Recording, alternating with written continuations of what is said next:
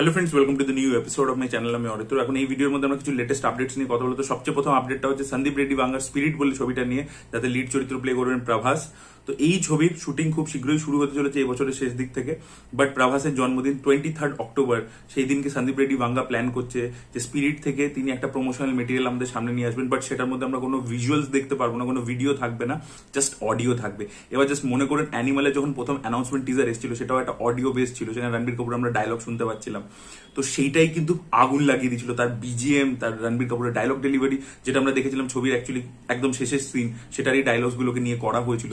তো জাস্ট ভাবুন ওটা কি মানে বাস জেনারেট করেছিল ছবিটাকে নিয়ে। তো প্রভাস এখন তো কালকে হিউজ একটা বক্স অফিস কালেকশন করছে, জাস্ট আগুন লাগিয়ে দিয়েছে। তারপরে যখন 23 অক্টোবর এই টিজারটা ড্রপ করবে, সেখানে প্রভাসের গলা আমরা শুনতে পাবো। আমি হিন্দি ভার্সনটার কথা জানি না, দেখুন হিন্দিতে প্রভাস যদি নিজে করে ওই ইম্প্যাক্টটা হবে না, কিন্তু তেলেগু ভার্সনটাতে প্রভাসের যেটা নিজের গলা, ওই ল্যাঙ্গুয়েজটা বলতেও কমফোর্টেবল, যেহেতু ওটা মাদারটা, সেখানে আর কি ইম্প্যাক্টটা কি হবে এবং তার সাথে বিজিএম ইত্যাদি কি থাকে না, তো সেটাই দেখার মতো বিষয় হবে যে সন্দীপ রেড্ডি বাংলা কি প্ল্যান করছে। বাট 23 অক্টোবর এটা আসতে চলেছে একটা অডিও টিজার স্পিরিট থেকে, এবং এই ছবিতে রশ্মিকা মান্দানা হিরোইন হতে চলেছে। দেখা যাক ছবিটা কিরকম হয়, এবং বলিউড থেকে একজন কোনো লিস্টারকে আর কি এখানে ভিলেন হিসেবে প্লেস করবার চেষ্টা করা হচ্ছে। দেখা যাক কি হয় সেটা। এটা ছিল প্রথম আপডেট। পরবর্তী আপডেটটা হচ্ছে জিৎ এবং রায়ান রাফিকে নিয়ে। তো কালকে থেকে একটা খবর সোশ্যাল মিডিয়াতে ঘোরাফুরি করছে যে রায়ান রাফির সাথে জিৎ মিটিং করতে চলেছেন খুব শীঘ্রই, যেহেতু তুফান খুব বড় সাকসেসফুল ছবি হয়েছে। এবং আমরা দেখেছি জিৎ আগের বছরও সঞ্জয় সমাদ্দারের সাথে একটা ছবি করেছিলেন অলরেডি, একটা কমার্শিয়াল ছবি করেছেন। তো মাইট বি জিৎ রায়ান রাফির সাথে কোলাবোরেট করতে পারেন এটা আউট অ্যান্ড আউট কমার্শিয়াল ছবিতে।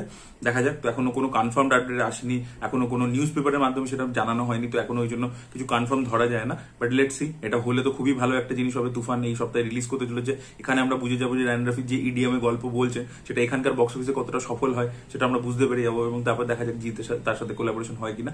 হলে আমার মনে হয় রায়ান রাফি মানে জিতকে অনেক ভালোভাবেই প্রেজেন্ট করবেন আর কি, এটাই আমার বিশ্বাস আর কি। তো দেখা যাক কি হয় সেটা। এটা ছিল দ্বিতীয় আপডেট। পরবর্তী আপডেটটা হচ্ছে থাঙ্গালান বলে চিয়ান বিক্রমের ছবিটাকে নিয়ে। তো মেকার্সরা জানিয়ে দিয়েছে যে 15 অগস্ট তারা আসতে চলেছে। ইয়েস, এই আপডেটটা আপনাদেরকে আমি আগেও দিয়েছিলাম যে ইনসাইডার থেকে এরকমই রিপোর্ট আসছিল যে থাঙ্গালান এবার অগস্ট মাসে মুক্তি পাবে। পুষ্পা যেহেতু পিছিয়ে গেছিল, তো সেই সময় অনেকগুলো তামিল ছবি আসছে, তো ওখানে একটা ক্ল্যাশ হবে আর কি বক্স অফিসে। তো আমারন বলে ছবিটা ওই সময়ই আসছে আর কি, যেটা শিবকার্তিকের ছবি। বাট চিয়ান বিক্রমের যে ছবিটা ওখানে আসছে স্টুডিও গ্রিন, এটা জানিয়ে দিয়েছে। স্টুডিও গ্রিন পরপর দুটো কিন্তু বড় অ্যানাউন্সমেন্ট করে দিল। কাঙ্গুয়ার রিলিজ ডেটও তারা জানিয়ে দিয়েছে 10 অক্টোবর, এবং এটারও 15 অগস্ট, দুটো জানিয়ে দিয়েছে। এই দুটো বড় ছবি এবারে এই প্রোডাকশন হাউসের হাতে আছে। দেখা যাক এই ছবি দুটো কিরকম পারফর্ম করে। থাঙ্গালানের তো যে টিজারটা আমাদের সামনে এসেছিল, বা পুরো মেকিং এর বিটিএস যেটা সামনে এসেছিল, দুটোই অসাধারণ ছিল। এবং অন্যদিকে কাঙ্গুয়ারও যে মানে টিজারটা দেখেছিলাম সেটাও খুব ইমপ্রেসিভ ছিল। দেখা যাক ছবি দুটো কিরকম হয়, ছবি দুটো বক্স অফিস কিরকম হয়, আমি তো দেখার জন্য মুখিয়ে আছি। পরবর্তী আপডেটটা হচ্ছে দেবের আপকামিং ছবি টেক্কাকে নিয়ে, যেটা তিনি সৃজিত মুখার্জির সাথে করছেন। তো তারা সোশ্যাল মিডিয়াতে পোস্ট করে জানিয়ে দিয়েছে যে এই ছবির ডাবিং এর কাজ কমপ্লিট হয়ে গেছে।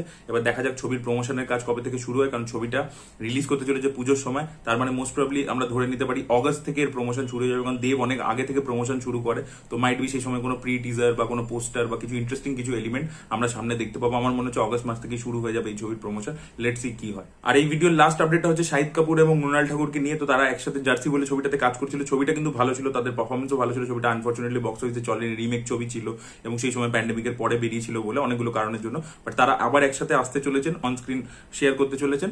সেটা হচ্ছে একটা লাভ স্টোরিতে। বাট এই লাভ স্টোরিটা ডিরেক্টর সাউথের একজন ডিরেক্টর হবেন।